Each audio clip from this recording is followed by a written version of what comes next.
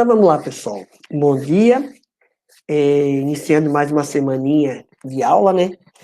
E dando continuidade ao nosso conteúdo, nós vamos trabalhar hoje em mais algumas conferências que foram importantes nesse processo de desenvolvimento de mudanças climáticas. E a nossa aula hoje, nós vamos falar sobre as principais conferências que tiveram até os dias de hoje. Nós vamos falar um pouquinho também sobre a Rio 92, ou a Eco 92, que teve uma importância muito grande para o desenvolvimento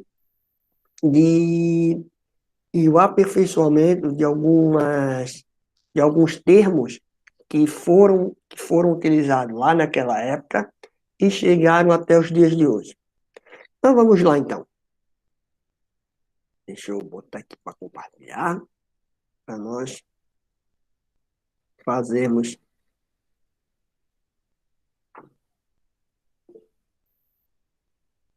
Qual página? Página. Lá na página 30.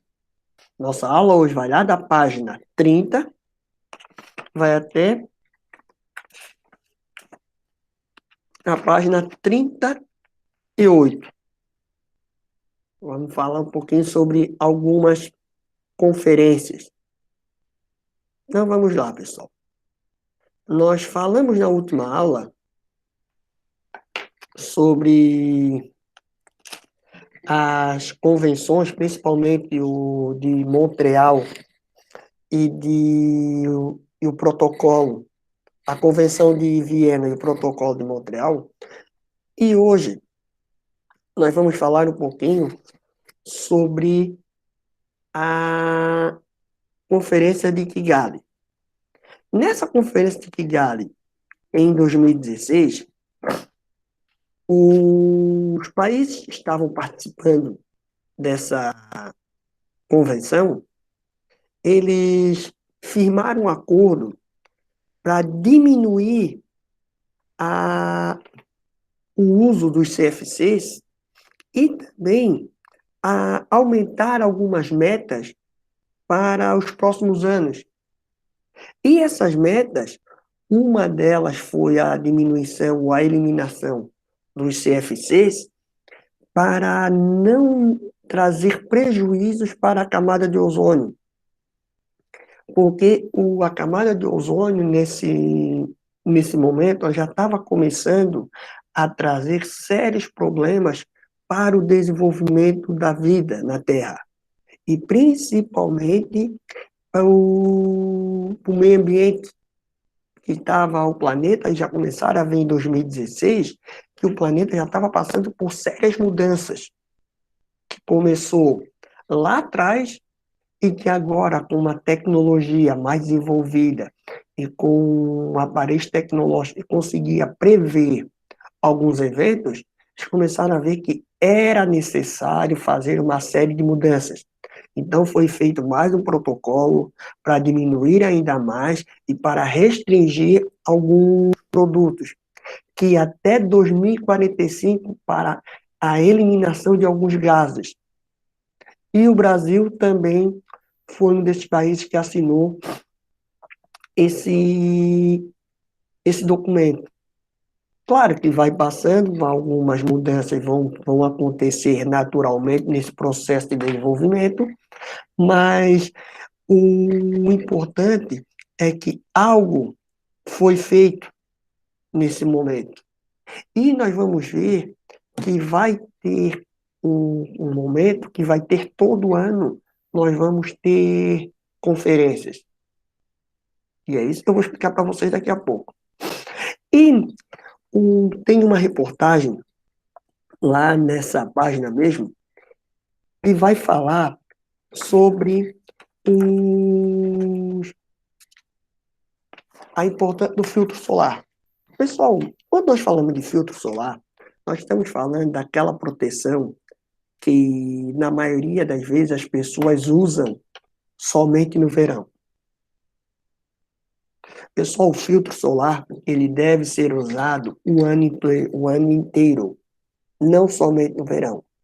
Claro que no verão a intensidade dos raios solares são mais fortes, há uma série de questões sobre esse caso. Mas mesmo assim, os protetores solares, eles são importantes o ano inteiro. E lembrando, e aqui vai falar um pouquinho sobre os dermatologistas, eles vão falar sobre isso, que assim, ó, o, o ser humano, ele precisa da vitamina D. A vitamina D é importante? É. A vitamina D é importante nos processos, principalmente para o organismo do ser humano, porque temos a vitamina D, porém, nós temos que entender que esse processo de utilização, ele começou a ter uma maior intensidade, ou podemos dizer, se popularizar, a partir da década de 90. A partir da década de 90, alguns estudos científicos começaram a demonstrar para nós, para a maioria da população, que era importante o uso de filtro solar, o uso do protetor solar, para os raios solares não ocasionar doenças que poderiam vir a acontecer, até mesmo doença de câncer de pele. Então, essa popularização dos filtros solares foram ótimas para conscientizar a população de que é importante a utilização do filtro solar. O filtro solar, ele vai ser importante porque, além de cuidar da nossa pele, ter uma proteção da nossa pele, ele vai ajudar os raios solares não chegarem nas nossas células tão forte, que pode ocasionar alguma mudança genética, que pode ser o câncer de pele. Outro fator, os raios solares, por causa dessa mudança climática, o aumento da camada de ozônio, está fazendo que os raios solares cheguem mais forte. E chegando mais forte, chega mais forte também na nossa pele. Então, é muito importante a utilização de filtro solar no verão e no inverno. Claro que no inverno os raios solares não chegam tão forte como chegam no verão, mas é importante a utilização. E nós sabemos que temos pessoas que têm uma pele mais sensível do que outras. Nós sabemos que alguns grupos, principalmente quem tem a pele muito clara, tem uma sensibilidade a mais do que as pessoas que têm pele escura em relação à radiação solar quando chega na pele. Então, mas mesmo que a pessoa tenha a pele muito clara, a pessoa tenha a pele muito escura, é importante a utilização de raios solares, a utilização de filtros solares, porque os filtros solares irão ajudar a proteger a pele dos raios solares que estão cada vez mais fortes e vindo uma radiação cada vez mais forte. Então, é importante a utilização dos filtros solares como um todo. E o filtro solar deve ser passado de maneira correta. Se forem na praia ou na piscina, em 3 horas, ou de repente até em 2 horas. Passe, se proteja. Aqui, nós vamos ter essa que foi uma das conferências, a Rio 92, uma das mais importantes do mundo. Não é porque ela foi no Brasil, não é porque ela foi no Rio de Janeiro, é porque essa conferência ela trouxe grandes avanços para o debate. Foi a primeira vez que foi utilizado o termo desenvolvimento sustentável. Em 1992, houve um grande número de países que vieram para o Brasil para debater, porque já estava acontecendo algumas mudanças que eles estavam percebendo que eram por causa do clima, por causa da camada de ozônio que estava aumentando. E foi um passo inicial, porque foi nessa reunião no Rio de Janeiro que teve a primeira vez que utilizado o termo desenvolvimento sustentável. E o que foi debatido nessa conferência? Que o homem tinha que cuidar melhor do meio ambiente. Não que nas outras conferências o homem nunca se preocupou com o meio ambiente. É que o homem viu que em 92 algo precisava ser feito e de uma forma concreta. E essa forma concreta é que o homem e que os países começaram também a falar sobre um futuro em comum. Que planeta queremos deixar para as próximas gerações? Aí, nesse momento, eles começam a analisar que não é o ser humano, ele vai conseguir se desenvolver, porém de uma forma sustentável. Começa a aparecer as primeiras indústrias e começa a aparecer as primeiras ideias para ter um desenvolvimento sustentável. Eu consegui me desenvolver cuidando do meio ambiente. Eu consegui me desenvolver cuidando da natureza. Eu entender que a natureza é minha aliada, porque o homem já tinha começado a passar por uma série de transformações no planeta e que era necessário ser feito algo importante. E isso que foi importante foi esse termo desenvolvimento sustentável. O homem ele vai conseguir se desenvolver, porém ele tem que olhar com carinho sobre a natureza, sobre o meio ambiente. E é por isso que essa conferência ela ganha uma importância, porque é ali que foi utilizado a primeira vez o termo de desenvolvimento sustentável e se espalha para o mundo. Vários países começam a fazer projetos de olho nesse desenvolvimento sustentável. Não é que não possa se desenvolver, é que tem que se desenvolver, porém olhando o meio ambiente, cuidando mais da natureza. E aí, nós vamos ter também a Agenda 21. O que é que foi essa Agenda 21? Foi compromissos firmados para o desenvolvimento de projetos sustentáveis. E começa do local, começa lá onde nós moramos, aqui onde nós moramos, podemos dizer assim, até o global. Nós vamos ver que diversas áreas da sociedade, elas começam a se integrar a esses projetos. Desde projetos governamentais, projetos do governo, até projetos não governamentais. Começa a se integrar empresas públicas e privadas. E aí começa a aparecer as primeiras ONGs, Organização Não Governamental. As ONGs começam a aparecer e começam a ver que é possível se desenvolver cuidando melhor da natureza. E isso que é importante, porque quando a gente começa a entender o planeta como um todo, nós começamos a analisar que é possível se desenvolver cuidando bem da natureza. Basta nós querermos. Basta a sociedade como um todo querer. Basta a sociedade como um todo comprar essa ideia, que dá certo.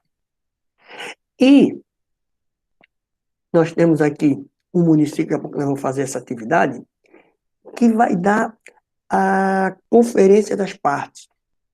Pessoal, lá nas conferências das partes, que vai começar em 1995, 3 anos depois da Rio 92, ou da Eco 92, eles começaram a analisar assim, ó, nós não podemos deixar tanto tempo para outra conferência. Nós temos que começar a diminuir esse tempo para ver como que está o planeta. porque eles já começaram a perceber que a mudança estava começando a ser muito rápida. Então, o que é que eles resolveram fazer?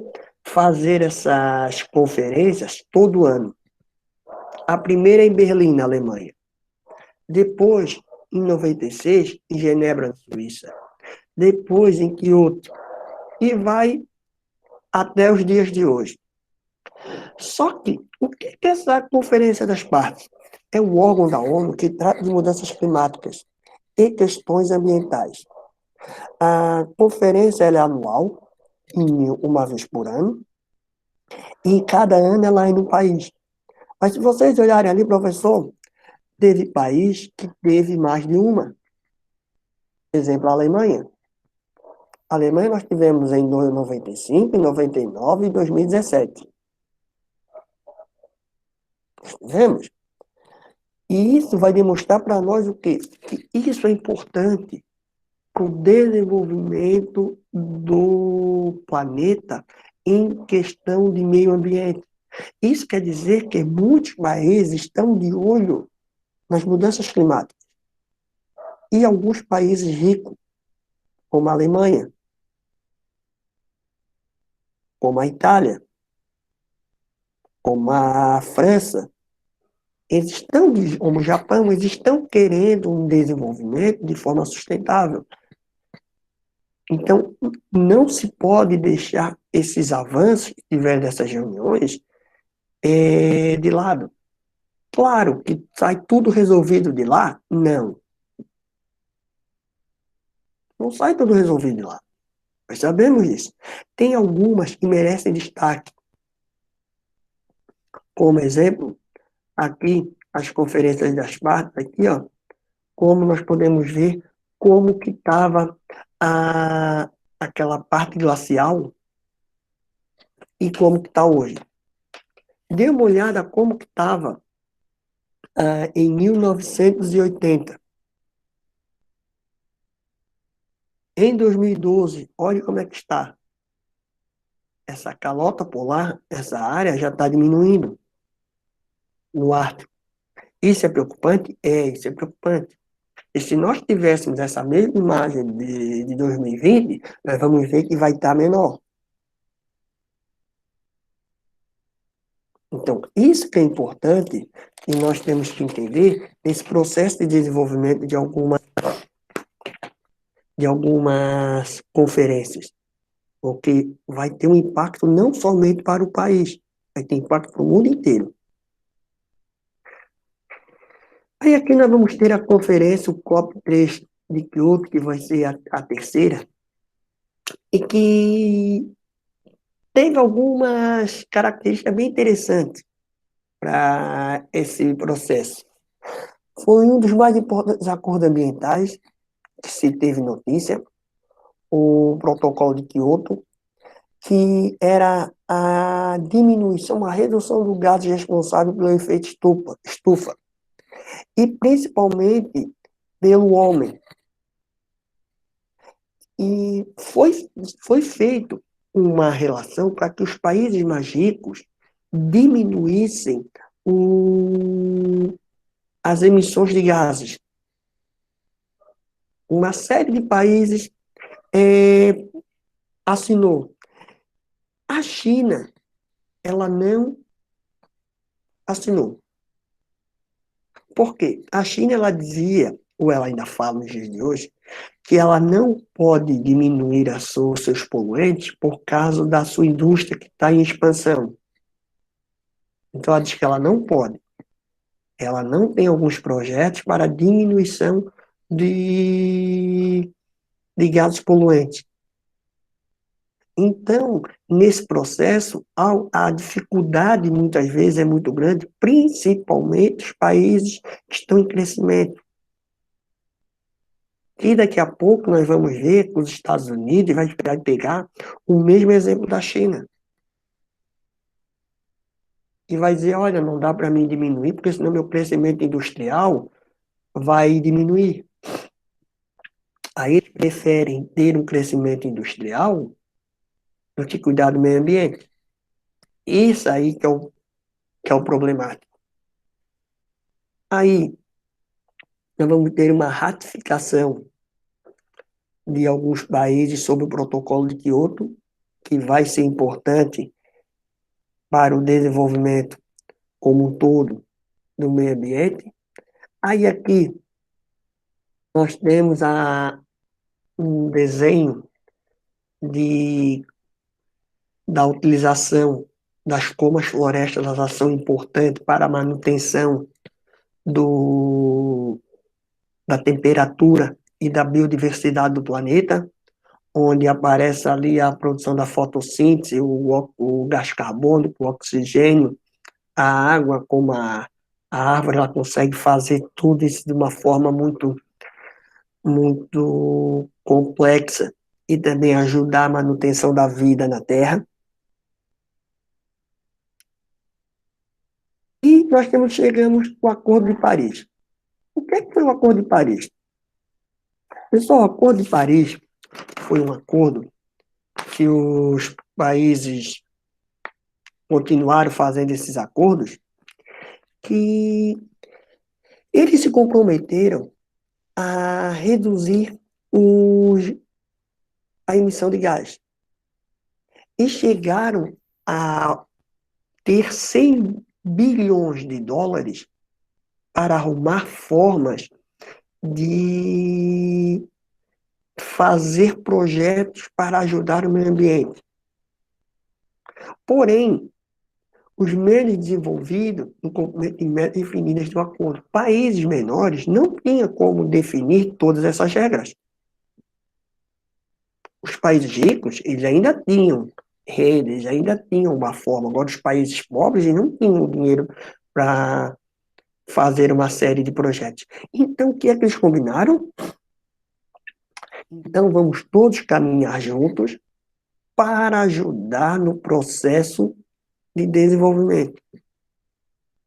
Porém, mais algumas etapas foram incluídas nesse Acordo de Paris. Além do desenvolvimento sustentável, eles focaram também nas questões humanitárias das pessoas. Porque nós sabemos que nem todas as pessoas têm a mesma qualidade de vida. Nós sabemos que nem todos os países têm a mesma renda. Alguns países mais ricos, outros países mais pobres. Então, eles começaram a ver algumas soluções, porque muitas vezes a pessoa ou a população ela destrói uma floresta ou uma vegetação, porque ela vê ali a única fonte de renda que ela tem, como derrubar árvore. Então, eles começaram a ver que tem que começar a ajudar essas pessoas a não agredir tanto a natureza.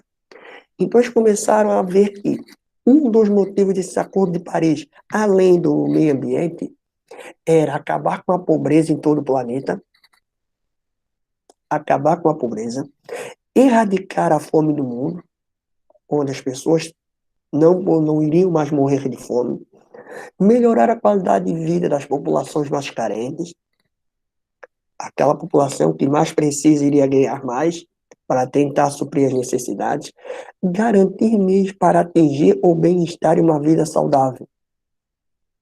Ou seja, eles viram que essa agenda, que era para estar pronta até 2030, então nós temos aí mais de 10 anos para resolver todos esses problemas do mundo. Alguns acordos vão ser cumpridos, outros não. Alguns acordos são interessantes porque aí nós conseguimos pensar como um todo, não pensar somente como um grupo, como acabar com a pobreza, erradicar a fome, dar melhor qualidade de vida para as pessoas carentes. Isso é uma forma humanitária, porque diretamente eu vou estar fazendo com que a pessoa não agrida a natureza. E também diminuir a, a poluição, que isso é importante. Mas só que nesse Acordo de Paris também teve uma característica. Os Estados Unidos, que antigamente era presidido pelo Barack Obama, ele assinou esse acordo. O Trump, ele ganha a eleição, ele não quer saber do Acordo de Paris, e aí ele vai falar a mesma coisa do que a China falou. Olha, eu não posso diminuir a minha poluição, porque senão a minha indústria vai perder dinheiro, vai perder mercado. E o Trump, ele sai desse Acordo de Paris. Os Estados Unidos saem desse Acordo de Paris. Os Estados Unidos saindo do Acordo de Paris, isso é muito prejudicial, por quê? Porque a China e os Estados Unidos são um dos países que mais poluem. Se os dois não estão cuidando do meio ambiente, por que os outros países têm que cuidar? Aí nós já temos um problema sério, porque nós temos que trazer esses países para cá, para esses acordos, porque aí sim o planeta todo vai estar falando a mesma língua. Então, esse é um dos problemas desses acordos, porque às vezes um presidente aceita e o outro não, e temos que estar todos juntos. E um projeto legal que o Reino Unido está fazendo é que ele quer banir os carros movidos a gasolina e diesel até 2040 do país. O que ele está querendo dizer aqui nessa reportagem? Do governo do Reino Unido, ele quer fazer o quê? Com que as indústrias automobilísticas de carro comecem a projetar carros em produção em larga escala, principalmente modelos elétricos e híbridos. Para quê? Para a não utilização mais de petróleo. Aqui na reportagem está dizendo que a Inglaterra, como um todo, ela está acelerando esse processo e a França também já está com esse processo. Por quê? Porque eles estão vendo que o petróleo, que a gasolina e o diesel poluem muito. Então, nesse processo de retirada dos carros movidos a gasolina e a diesel, vai dar entrada para esses carros movidos a eletricidade híbrida. Só que nós temos um problema. Esses carros ainda são caros, têm um valor caro no mercado. Eles ainda têm. Então, o que é que o governo do Reino Unido e da França está fazendo? Pressionando as empresas a baixarem o preço do carro e as pessoas utilizarem esses carros movidos a eletricidade e a ser híbrido. Porque aí eles conseguem diminuir de uma forma maior a poluição atmosférica. Aí sim, porque nós sabemos que ainda no mercado esses valores desses carros ainda são altos. E aí que tem um problema. Porque se for alto, ainda a população não vai comprar. E a população não vai ter. Pode falar. Prof, Pode falar. se eles aumentarem a produção de carros elétricos e começarem a vender mais os carros elétricos, os carros movidos a gasolina vão ficar mais caros. Uhum. Isso. É isso que eles querem fazer. Eles querem aumentar essa produção de carros movidos a eletricidade, a elétrico. Por quê? Porque aí eles fazem com que os carros movidos a gasolina eles comecem a sair do mercado. Só que hoje em dia é praticamente impossível isso. Somente se a indústria automobilística começar a fazer essa produção em larga escala. Por quê? Além de ser mais barato o combustível para te colocar, tu cuida do meio ambiente. Então, é isso que o governo do Reino Unido e da França está fazendo, pressionando as indústrias para eles fazerem isso. Por quê? Porque aí eu cuido do meio ambiente e ainda não polui tanto. Porém, as indústrias que produzem esses carros, as indústrias que fazem o combustível, não estão gostando dessa história.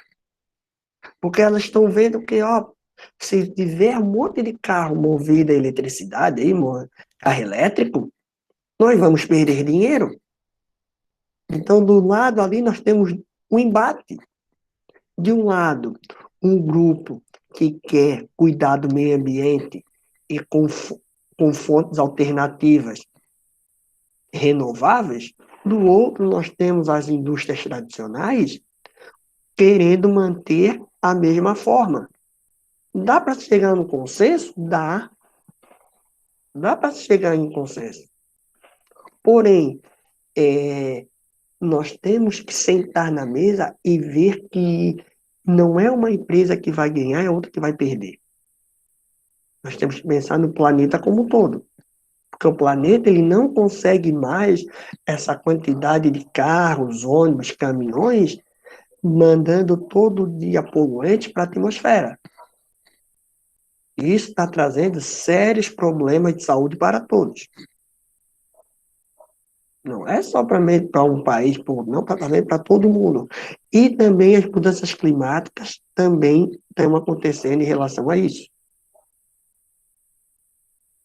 Aí aqui nós temos o COP de Marrakech em 2016, que foi a 22ª conferência, que foi no Marrocos, e também o objetivo é de assumir compromissos e propor formas mais efetivas de atingir o Acordo de Paris.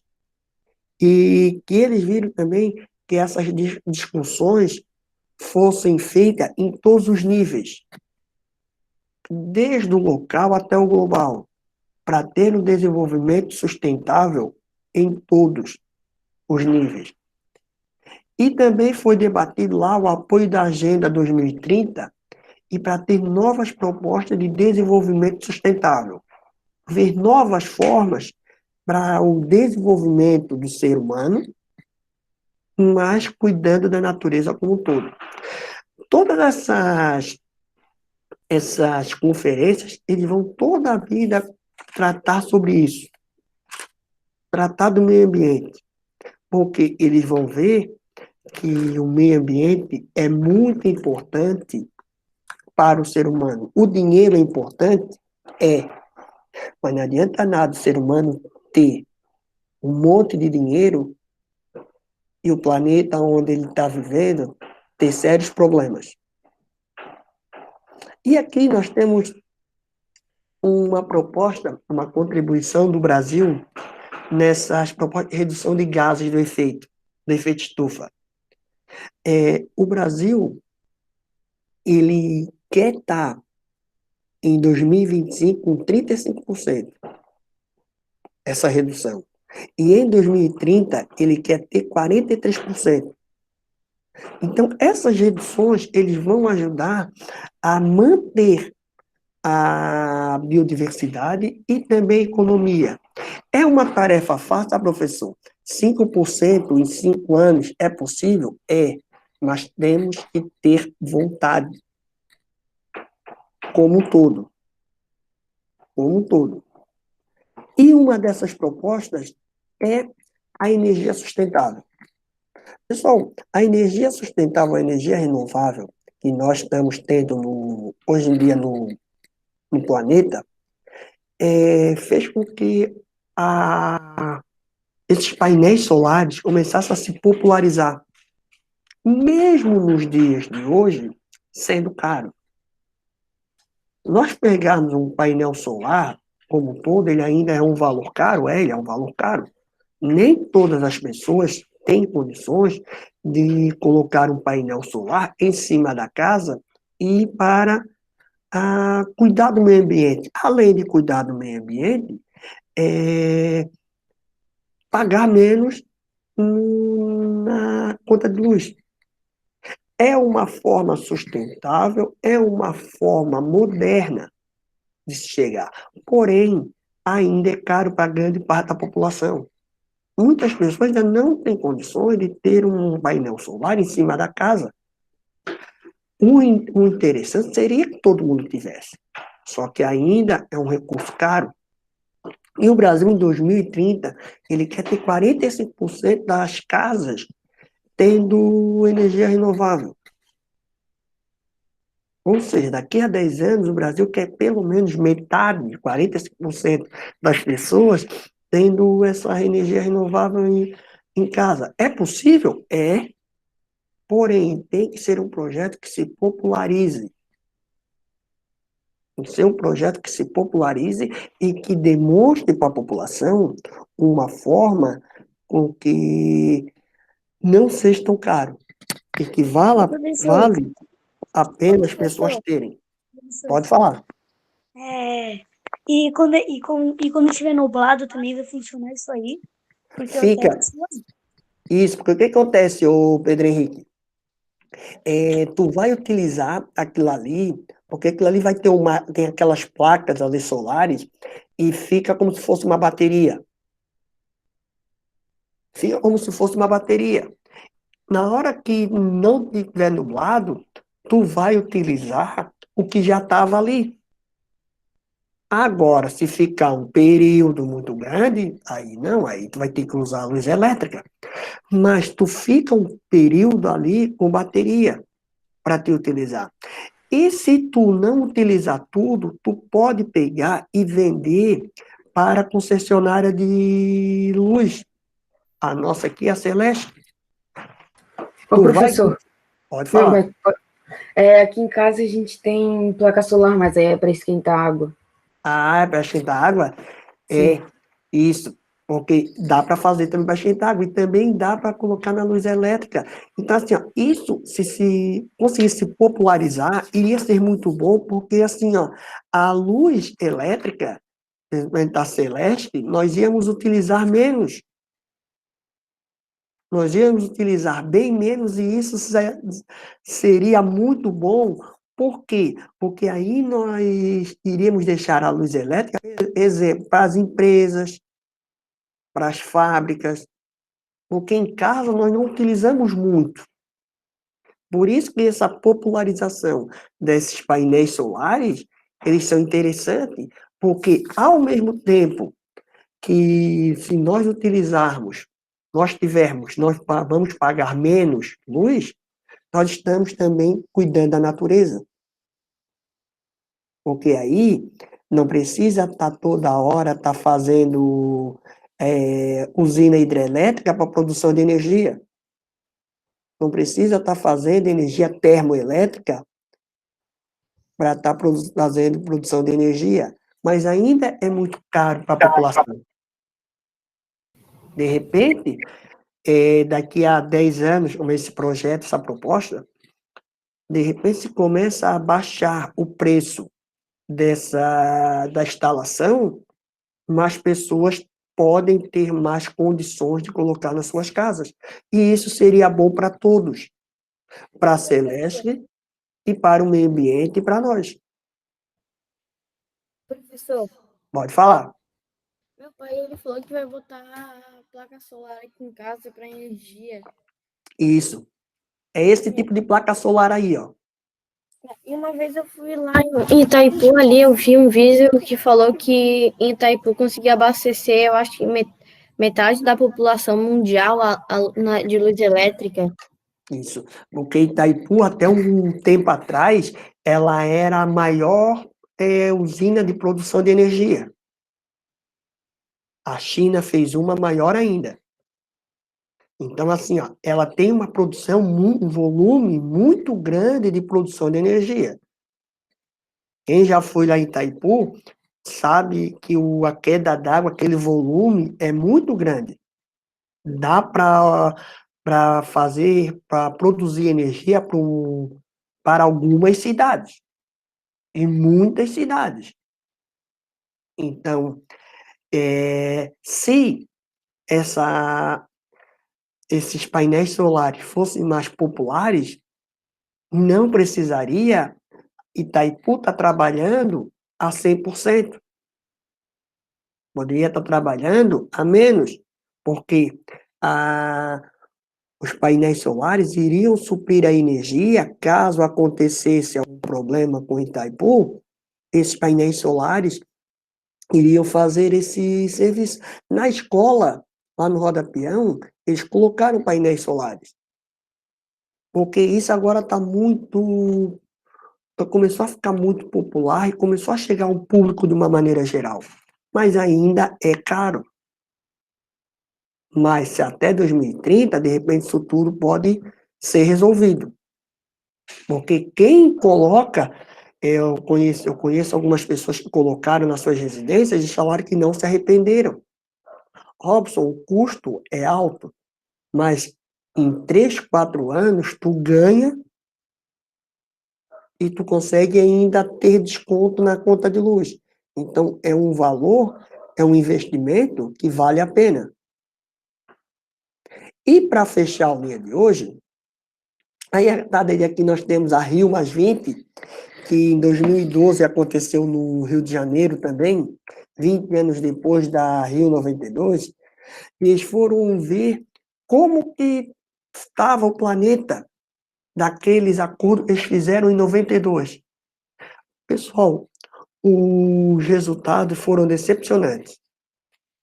Eles viram que poucas propostas foram realmente efetivadas,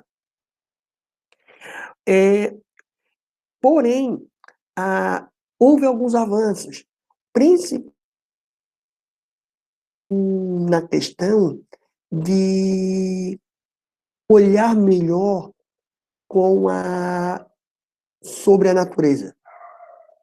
Eles viram que olhar para a forma com a natureza.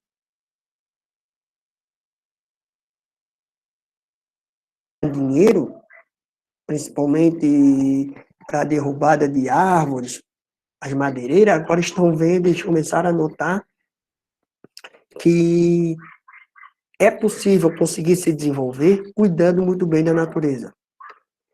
E também, no dia das conferências, houve uma série de manifestações, porque nem todos os países se comprometeram, eles fizeram tudo aquilo que eles falaram. Então, isso que foi triste, por quê? Porque muitos países falaram, assinaram um termo dizendo que iria diminuir a produção pelos poluentes e não chegaram, não fizeram tudo. Isso que foi, podemos dizer, um pouco triste. E também tiveram a China e a ONU assinaram um acordo para um desenvolvimento sustentável, ainda muito tímido, ainda propostas muito simples. Porém, já é o primeiro passo para quê? Para que a China ela comece a entender que o meio ambiente e comece a entender que o planeta é de todo mundo. Não é só dela. Ela não pode pensar somente no dinheiro. Ela tem que pensar em tudo, tanto no meio ambiente e também como fonte de renda. Porém, o planeta é um só. O planeta não é só da China. Então, a China, ela começou a entender que ela precisa realmente fazer um projeto a longo prazo para cuidar do meio ambiente e cuidar das florestas que tem lá no país dela.